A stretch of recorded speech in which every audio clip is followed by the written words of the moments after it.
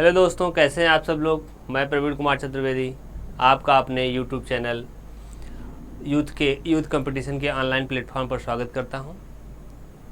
आपको मैं बता दूं कि सुपर टेट के लिए भूगोल और जो पर्यावरण एवं सामाजिक अध्ययन का जो पार्ट है, भूगोल और पर्यावरण, उसमें जो पार्ट दिए हुए हैं, भूगोल से संबंधित जो विषय दिया हुआ है, पर्यावरण और सामाजिक अध्ययन में जो भूगोल और पर्यावरण का जो पार्ट दिया हुआ वो मैं आपके बीच लेकर आ रहा हूँ। ये क्लास आपके लिए पूरी तरह से निःशुल्क है और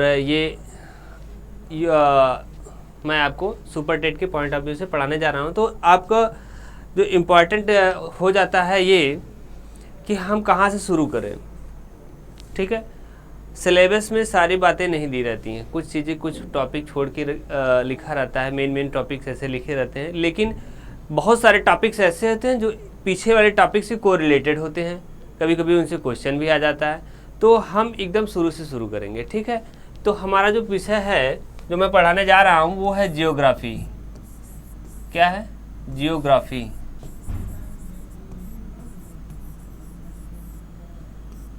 ठीक, अब जियोग्राफी विषय में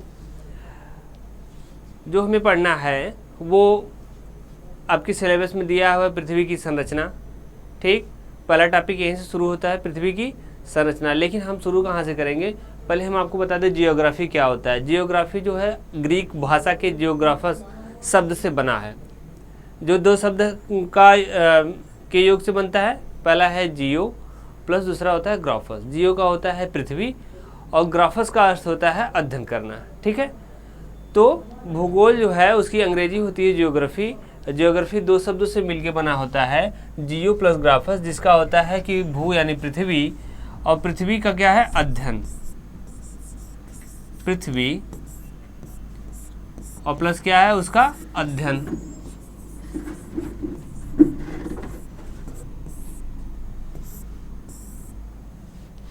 अगर आपके बारे में आपका परिचय पूछा जाए या आपके बारे में कोई जानना चाहे तो आपका नाम पूछने के बाद, जैसे ही आपसे नाम पूछा जाता है, तुरंत आपसे पूछा जाता है आप कहाँ से हो। ठीक, पृथ्वी के संबंध में भी कुछ ऐसा ही है। पृथ्वी के बारे में जैसे ही चर्चा हुई कि पृथ्वी, तो ये कहा गया भैया कहाँ इसकी अवस्थिति है, तो आप बताएंगे कि इसका लोकेशन सौरमंडल में है। तो फिर होगा कि भाई सौरमंडल कहाँ है, तो सौरमंडल बताएंगे आप, सौरमंडल बताएंगे आप कि ये आकाशगंगा का पार्ट है। आकाशगंगा फिर पूछा जाएगा कहाँ पार्ट है, तो आप बताएंगे ब्रह्मांड का पार्ट है। यानी कि हमें शुरू कहाँ से करना है? ब्रह्मांड से शुरू करना है। क्या शुरू करना है? ब्रह्मांड। ब्रह्मांड। तो हमारा जो टॉपिक आज का शुरू होने वाला है वो ब्रह्मांड एवं सौरमंडल। तो पहले हम आपको बताएंगे ब्रह्मांड,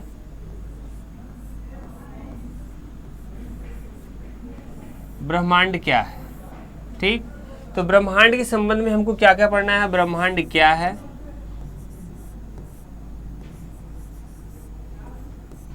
ब्रह्मांड क्या है, इसकी संकल्पना, ब्रह्मांड क्या है से संबंधित संकल्पना,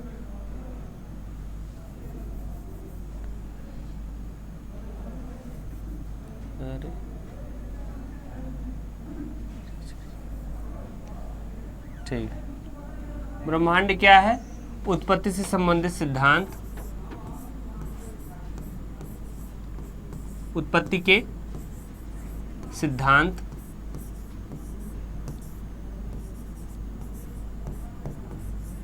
इसके अलावा ब्रह्मांड में जो विद्यमान है, क्या क्या विद्यमान है? आकाशगंगा, आकाशगंगा, आकाशगंगा, निहारिका, निहारिका,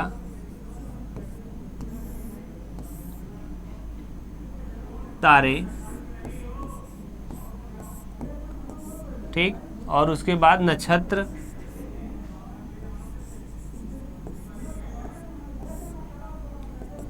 इन सब चीज़ों को हम ब्रह्मांड के अंतर्गत पढ़ेंगे। ठीक है, तो अब यहाँ बात आ जाती है कि ब्रह्मांड क्या है।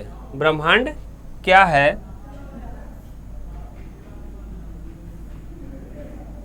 ब्रह्मांड क्या है, एक मिनट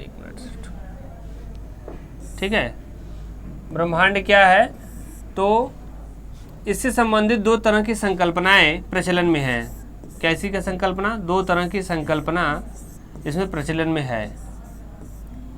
एक संकल्पना है पाश्चात्य संकल्पना और एक संकल्पना है भारतीय संकल्पना। कैसी तरह कौन कौन सी है, पाश्चात्य और भारतीय, दो तरह की संकल्पनाएं हैं। जो पाश्चात्य संकल्पना है वो ये कहती है कि everything that we know that is cosmos. वो सारी चीज़ें जो हम जानते हैं उनको समग्र रूप से क्या कहा जाता है, ब्रह्मांड कहा जाता है। सभी ज्ञात वस्तुओं के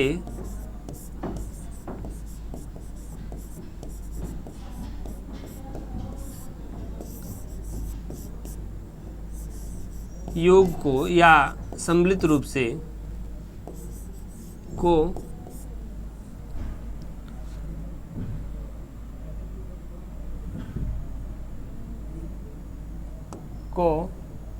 सभी ज्ञात वस्तुओं के योग को ब्रह्मांड कहा जाता है। ब्रह्मांड कहा जाता है।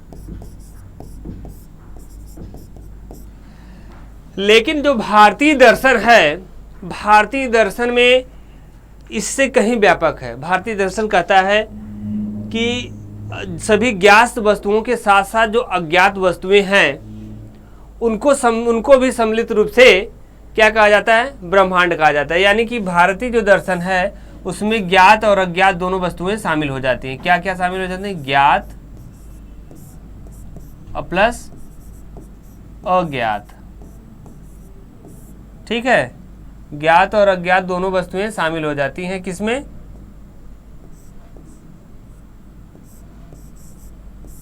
ज्ञात और अज्ञात वस्तुएं दोनों शामिल हो जाती हैं किसमें, ब्रह्मांड में।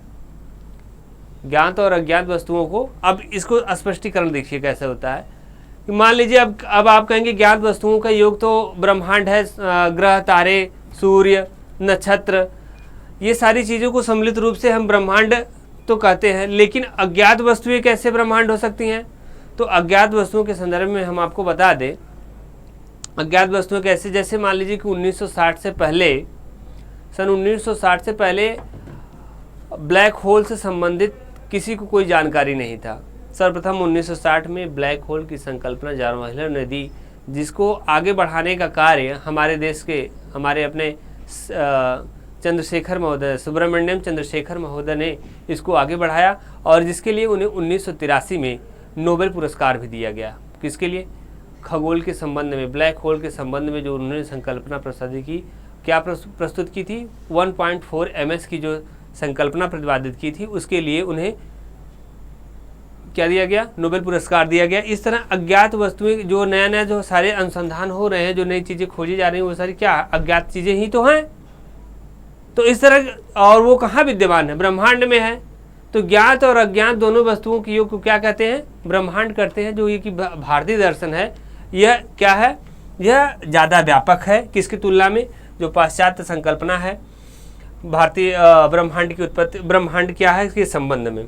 अब ब्रह्मांड की उत्पत्ति कैसे हुई, इसके संबंध में विद्वानों में मतभेद है। उत्पत्ति के संबंध में सिद्धांत, ब्रह्मांड की उत्पत्ति के संबंध में सिद्धांत, ब्रह्मांड के उत्पत्ति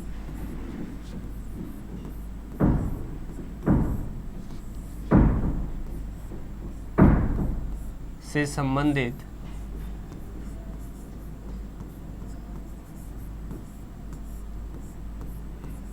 सिद्धांत।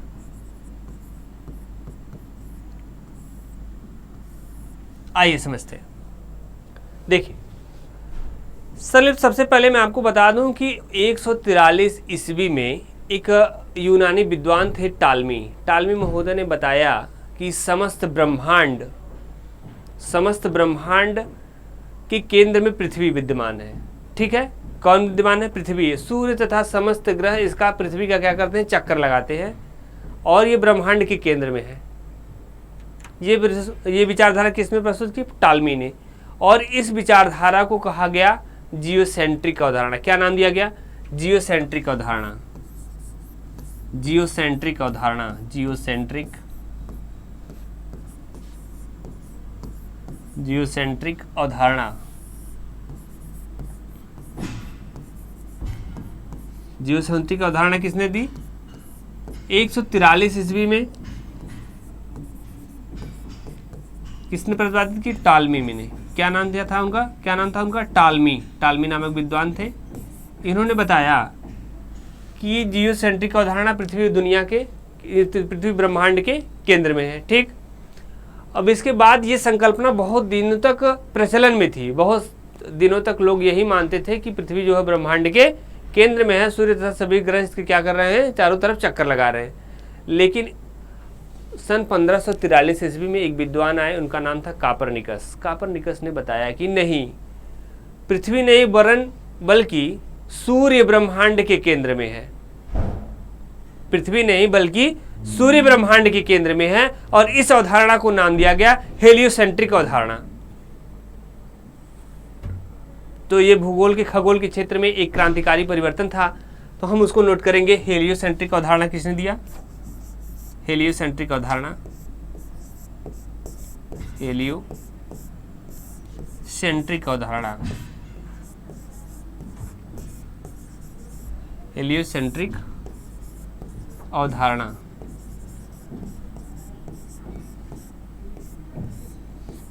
इसका प्रतिपादन किसने किया? कापरनिकस ने।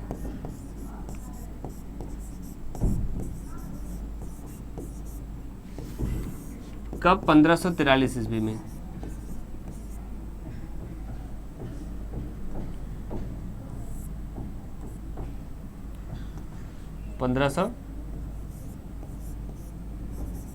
ईस्वी में। ठीक है। अब ये बात होगी हेलियोसेंट्रिक और जियोसेंट्रिक अवधारणा। लेकिन ब्रह्मांड की उत्पत्ति के संबंध में तमाम दार्शनिक अपनी अपनी विचारधाराएं प्रस्तुत करते रहे। लेकिन हमें जो पढ़ना है वो ये कि एक अवधारणा आई, एक संकल्पना प्रतिपादित की कि बिग बैंग की संकल्पना, बिग बैंग थियरी का प्रतिपादन किया गया, जो कि आज के मानव संकल्पनाओं में सबसे प्रमुख स्थान प्राप्त किए हुए है या सबसे इम्पॉर्टेंट हो जाता है। ठीक है। अब देखिए हमको क्या पढ़ना है? बिग बैंग सिद्धांत। बिग बैंग सिद्धांत।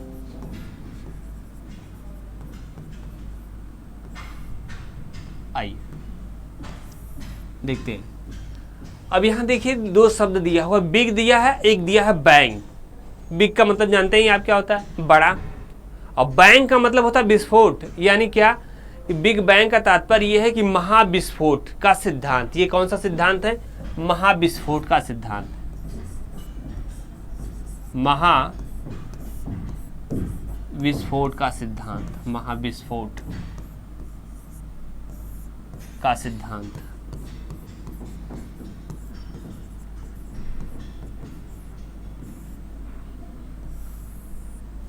इसका प्रतिपादन किसने किया? तो इस बिग बैंग का सिद्धांत या महाविस्फोट का सिद्धांत कहें, इसका प्रतिपादन जॉर्ज लेमेंटियर ने किया। किसने किया? जॉर्ज लेमेंटियर ने किया। जॉर्ज लेमेंटियर। कब किया? 1927 ईस्वी में। कब किया? 1927 ईस्वी में। ठीक है। तो जॉर्ज लेमेंटियर ने बिग बैंग सिद्धांत या महाविस्फोट का सिद्धांत प्रतिपादित किया। ये ब्रह्मांड की उत्पत्ति के संबंध में हमें सटीक जानकारी प्रदान करता है। ठीक है। अब जी क्या कह रहा है? ये कहता है कि 13.7 अरब वर्ष पूर्व या 14 अरब वर्ष पूर्व, 14 अरब वर्ष पूर्व समस्त ब्रह्मांड एक ही पॉइंट पर सन्निहित था। ठीक है। एक ही पॉइंट पर सम्मिलित था। यानी कि जितना आज देख रहे हैं आप, जितना आप महसूस कर रहे हैं, पृथ्वी, सूर्य, तारे, ग्रह, नक्षत्र सब एक ही पॉइंट पर विद्यमान थे।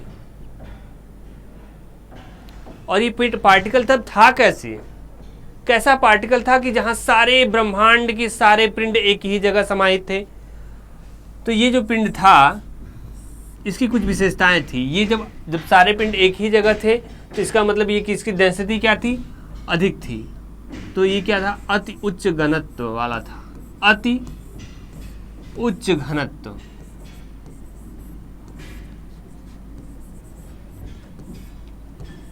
अति उच्च घनत्व वाला था, ठीक। और क्या था, इसकी और विशेषता थी, दूसरी विशेषता थी कि अधिक तापमान था। इसमें क्या था, अधिक तापमान था, अधिक तापमान था।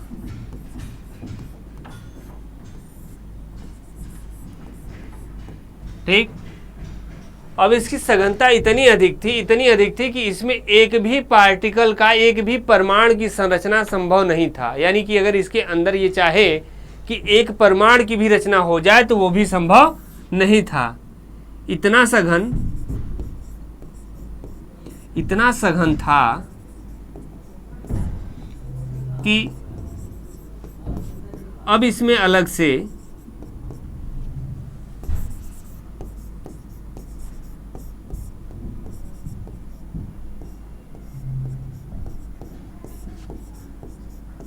एक भी परमाणु की संरचना संभव नहीं था। एक भी परमाणु की संरचना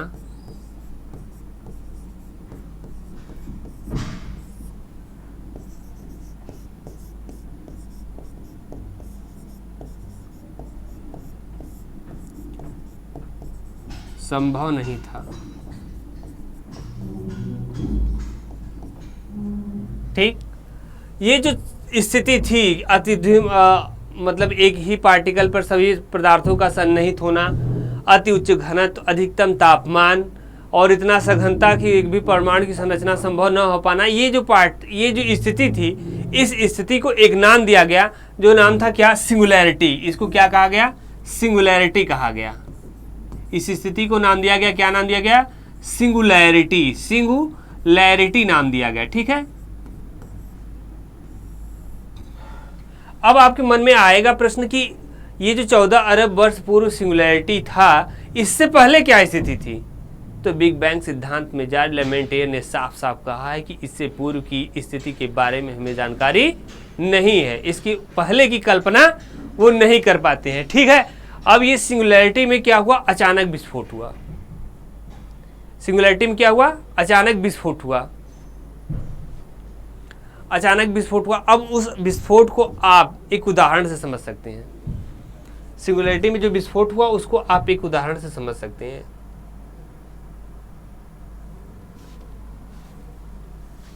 देखिए, आपने दीपावली जैसे आ रहा है, दीपावली में आप लोगों ने देखा होगा आलू बम छोड़ा होगा। आलू बम छोड़ा होगा। आलू बम क्या होता है कि उसमें जब विस्फोट होता है तो आप देखते हैं कि उसके सारे पदार्थ उसके अंदर से निकलकर बिखर जाते हैं, और इतनी तेजी से बिखरते हैं कि आप देख भी नहीं पाते कि कहाँ चले गए वो। उसकी क्या खासियत रहती, वो रस्सी से बना रहता है, हाई डेंस रहता है। उसमें जैसे ही टेम्परेचर में थोड़ा सा परिवर्तन होता है, उसमें क्या हो जाता है, विस्फोट हो जाता है। आप जैसे ही उसमें आग लगाते हैं, क्या होता है, विस्फोट हो जाता है। और विस्फोट होता है तो उसके अंदर के जितने मटेरियल हैं, जितने पदार्थ हैं, वो ड्राम से बाहर निकल जाते हैं। ठीक यही स्थिति हुई यहाँ सिंगुलैरिटी के साथ। जब सिंगुलैरिटी में क्या हुआ, अचानक एक विस्फोट हुआ। जब विस्फोट हुआ तो सारे पदार्थ निकल के बिखर गए। ठीक।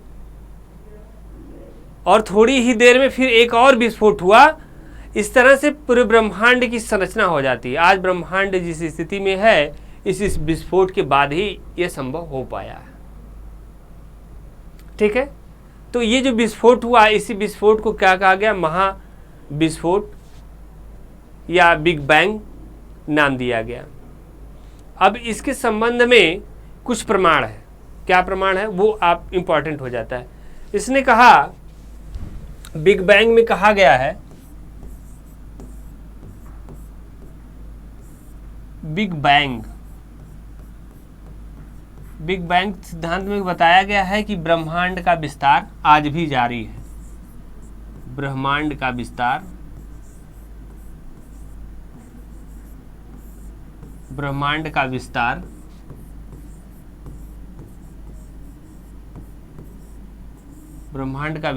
आज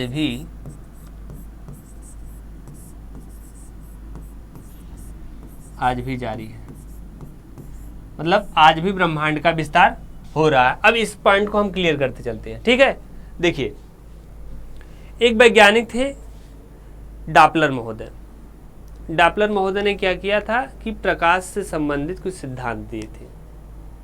प्रकाश के संबंध में कुछ सिद्धांत दिए थे। उन्होंने बताया कि अगर कोई पिंड है, कोई पार्टिकल है, अगर उसका तापमान अधिक है तो वो ब्लू कलर का दिखाई देगा, लेकिन अगर उसका तापमान धीरे धीरे कम होता जाए, अगर इस पिंड का तापमान कम होता जाए तो धीरे धीरे ये रेड कलर में शिफ्ट करता जाएगा।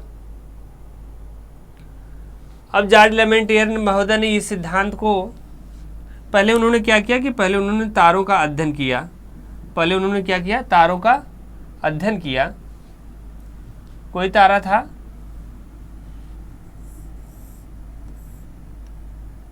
था, एक मिनट,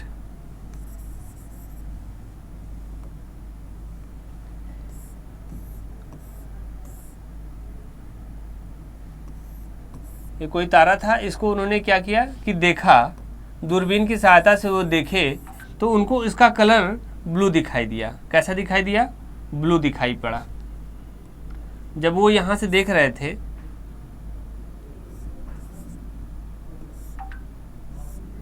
ठीक है, तो उनको ये कलर जो है ब्लू दिखाई दिया, ब्लू कलर दिखाई दिया।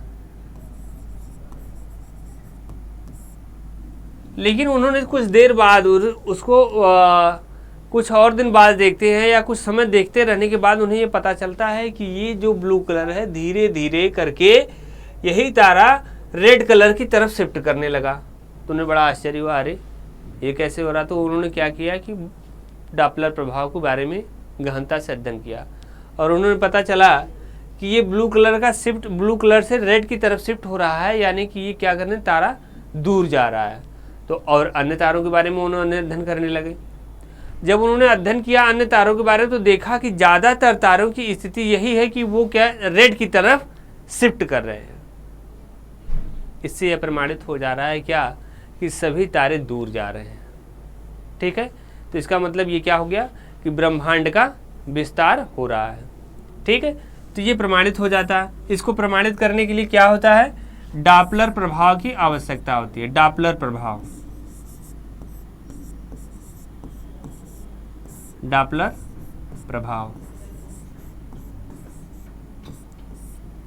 ठीक। अब इससे संबंधित क्या क्या क्वेश्चन आ सकता है उसके बारे में आप एक ग्राफ बनाइए। बिग बैंग से संबंधित जो क्वेश्चन आ सकते हैं, एक क्वेश्चन ये आ सकता है कि बिग बैंग जो सिद्धांत है ये किससे संबंधित है। तो आप बताएंगे कि ब्रह्मांड की उत्पत्ति से संबंधित है। बिग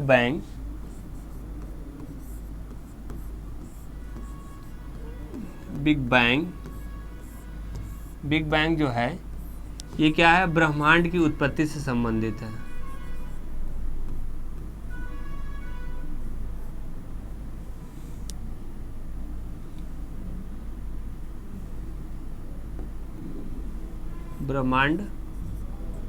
ब्रह्मांड ही नहीं बल्कि किसकी आकाशगंगा,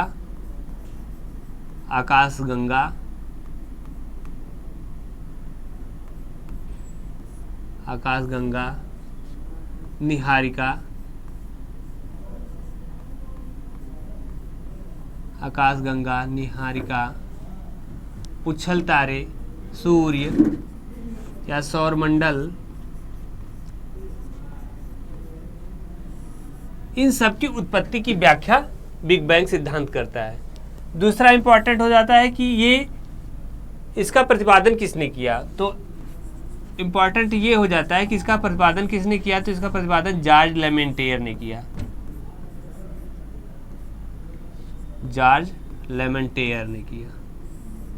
कब किया? 1927 में किया। ठीक, ये घटना कितने वर्ष पूर्व की बारे में बताता है। तो 14 अरब वर्ष पूर्व के बारे में जानकारी देता है। ये कितना? 14 अरब वर्ष पूर्व।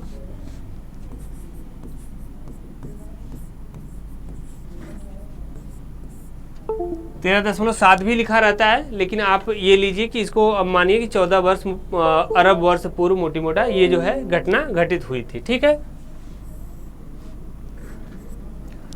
और इसके पक्ष में जो प्रमाण है, प्रमाण क्या देता है?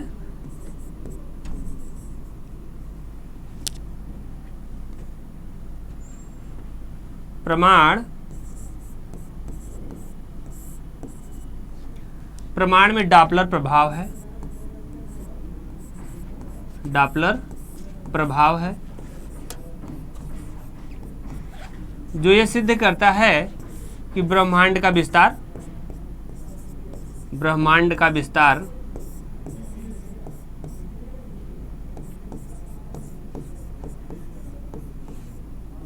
हो रहा है।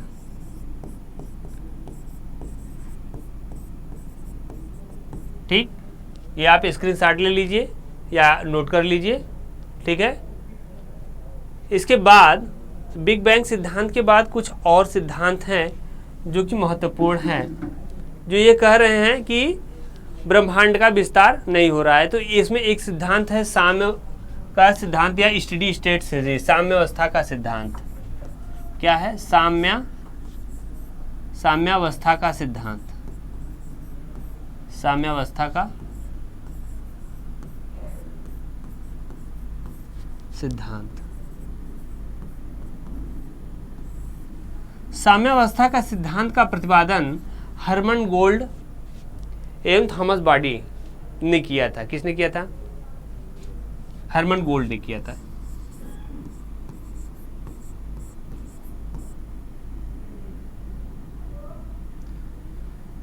थॉमस गोल्ड एवं हर्मन बॉडी एवं थॉमस गोल्ड ने किया था। एवं थॉमस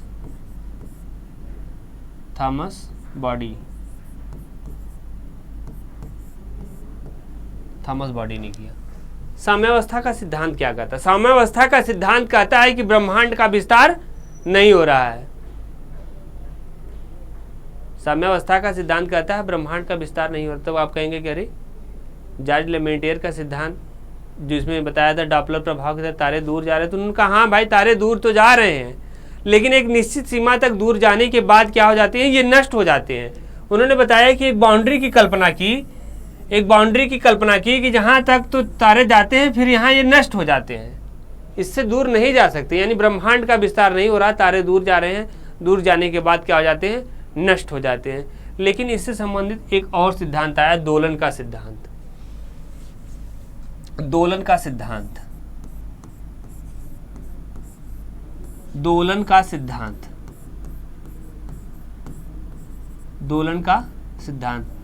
का सिद्धांत किसने प्रतिपादित किया? तो आपको बता दें एलन संडेज महोदय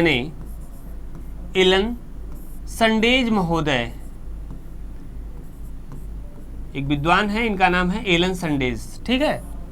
एलन संडेज महोदय ने दोलन का सिद्धांत प्रतिपादित किया। उन्होंने बताया कि ब्रह्मांड ये जो तारे हैं ये पहले एक निश्चित सीमा तक तो दूर जाते हैं, लेकिन उसके बाद क्या हो जाते हैं? वापस आ जाते हैं। क्या होते हैं? उसके बाद वापस आ जाते हैं। ठीक। अब आप इसको एक उदाहरण से समझिए। आप मेला जाते होंगे, तो आपने बचपन में मेला गए होंगे या अभी भी जाते होंगे, तो एक क्या लेते हैं? बैलून लेते हैं। बैलून लेने के बाद आप उसको क्या करेंगे कि उंगली में लपेट के उसकी जो डोरी होती है रबड़ की बनी हुई, उसको आप पुश करेंगे तो वो गुब्बारा एक बार आपकी हथेली से दूर जाता है और उसके बाद फिर वापस आ जाता है। वो गुब्बारा तब तक दूर जाता है जब तक कि उसमें बंधी हुई रबड़ की डोरी की इलास्टिसिटी उस गुब्बारे को अलाउ करती है कि आप उतनी दूर तक जाइए। वहाँ तक जाने के बाद फिर क्या होता है? गुब्बारा आपकी हथेली की तरफ वापस आने लगता है। यानी कि एक निश्चित सीमा तक ये तारे दूर तो जाते हैं, लेकिन उसके बाद क्या हो जाते हैं? फिर वापस आने लगते हैं। ठीक। तो ये दोलन का सिद्धांत किसने दिया? एलन संडेज महोदय ने दिया। ठीक है। ये ब्रह्मांड की उत्पत्ति के संबंध में कुछ सिद्धांत प्रस्तुत है जो कि इंपॉर्टेंट है। ठीक है। और उसके बाद उसके बाद जो पिंड जो जानना है हमें, उसमें आकाश गंगा।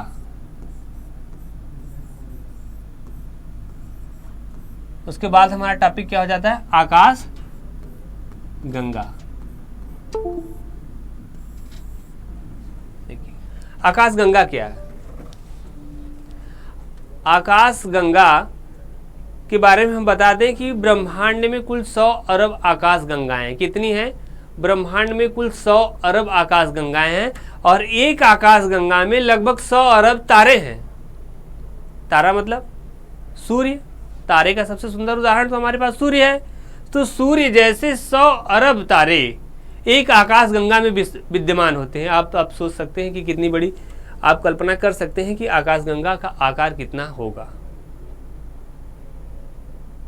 आकाश गंगा कितनी विशाल होगी कि जिसमें 100 अरब तारे विद्यमान हैं, और ब्रह्मांड कितना बड़ा होगा कि जिसमें 100 अरब आकाश गंगाएं हैं।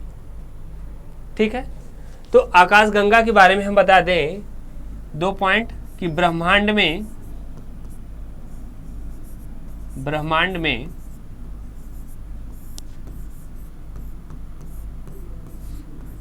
100 अरब आकाश गंगाएं हैं। आकाश गंगा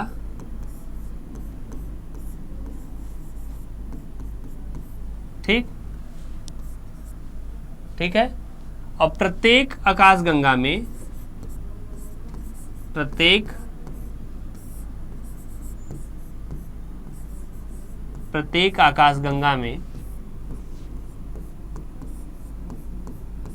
आकाश गंगा में 100 अरब तारे हैं। 100 अरब तारे हैं। ठीक है। आकाशगंगा में जो हमारी आकाशगंगा है उसका नाम है मंदाकिनी। क्या नाम है इसका? मंदाकिनी। हमारी आकाशगंगा, हमारी आकाशगंगा कौन सी है?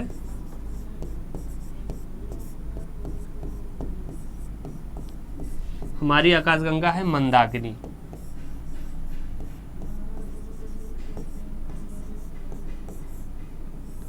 हमारी आकाशगंगा का नाम क्या है? मंदाकिनी। अब मंदाकिनी के बारे में आपको बता दें कि मंदाकिनी में 3 घूर्णनशील भुजाएं हैं। इसकी आकृति कैसी है? सर्पीली है और इसमें 3 घूर्णनशील भुजाएं हैं। कैसी है?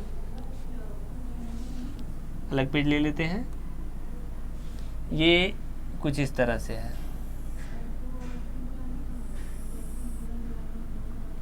ये इसकी 3 घूर्णनशील क्या हैं? भुजाएं हैं।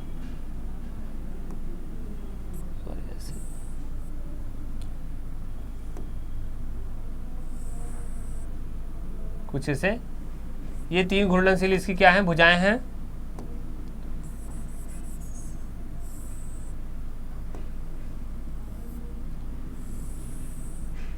ठीक है। ये क्या करती हैं? ये गति करती रहती हैं। जब ये गति करती हैं तो उनकी संरचना कुछ इस तरह बन जाती है। जब ये गति करती रहती है तो उनकी संरचना कुछ इस तरह बन जाती है।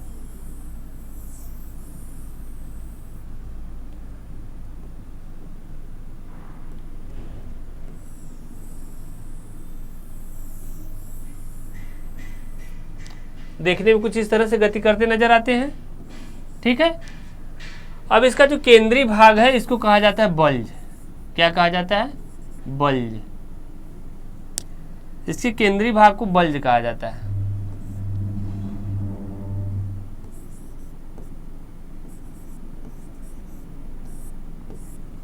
ठीक। बल्ज क्या होता है? बल्ज में कई सारे तारे, मतलब बहुत सारे तारों की सघनता होती है और ये सबसे चमकीला पार्ट होता है। आकाशगंगा का सबसे चमकीला पार्ट क्या होता है? बल्ज होता है। बल्ज आकाशगंगा का सबसे चमकीला भाग होता है जिसमें तारों का संकेंद्रण सर्वाधिक होता है। जब तारों की संकेंद्रण सर्वाधिक होगा तो उसका ताप भी सर्वाधिक होगा। जब ताप सर्वाधिक होगा तो वो सर्वाधिक चमकीला होगा, उसका प्रकाश सर्वाधिक मात्रा में पाया जाएगा। ठीक है। तो ये हो गया बल्ज।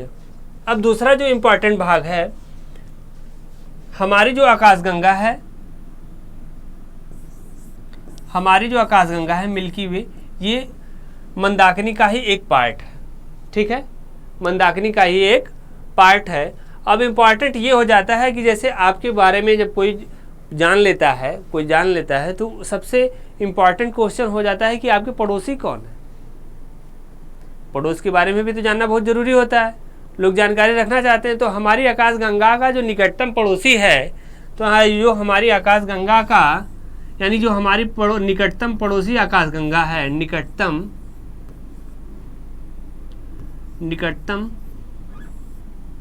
पड़ोसी आकाशगंगा,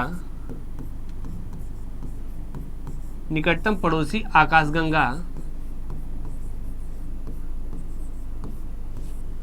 निकटतम पड़ोसी आकाशगंगा क्या है? एंड्रोमेडा। ये नाम बहुत इंपॉर्टेंट है, कई बार परीक्षाओं में पूछा गया है। एंड्रोमेडा,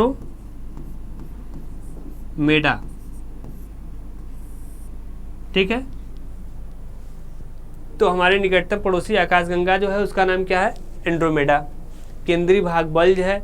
आकाशगंगा क्या है कि असंख्य तारों का समूह है। ये बातें आकाशगंगा के बारे में इंपॉर्टेंट हो जाती है। इसके बाद एक और आकाशीय पिंड है निहारिका। एक और आकाशीय पिंड है क्या? निहारिका।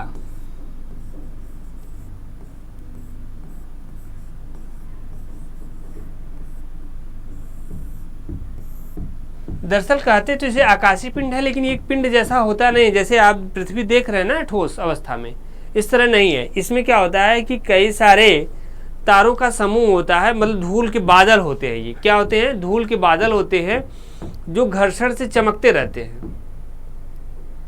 और तो यानी ये क्या है कि आकाशगंगा में एक ऐसा पार्ट है जो क्या है? चमकीला है और ये विद्यमान रहता है। तो ये क्या है? निहारिका के बारे में जो इंपॉर्टेंट टॉपिक का जो क्वेश्चन पूछे जाते हैं वो यही पूछा जाता है। दे देगा ऑप्शन में कि निम्नलिखित में से कौन सा हमारे ब्रह्मांड का भाग नहीं है, ठीक है, या हमारे कौन सा हमारे आकाशगंगा का भाग है। तो उसमें आपको चूज करना रहेगा। निहारिका हमारे ब्रह्मांड का एक हिस्सा है। उसके बाद जो हमारा टॉपिक है वो क्या है? तारे। तारों के बारे में जानना बहुत ही इंपॉर्टेंट है। तारा क्या है? ठीक है, तारा क्या है? तो आपको बता दें कि तारा एक ऐसा पिंड है जिसके पास खुद की ऊर्जा होती है। क्या होती है? खुद की ऊर्जा होती है। तो तारे के बारे में हम क्या करेंगे, आपको अगली क्लास में बताना शुरू करेंगे, ठीक है। तब तक के लिए लाइक और सब्सक्राइब आप करते रहिए, शेयर करते रहिएगा वीडियो। जय हिंद, जय भारत।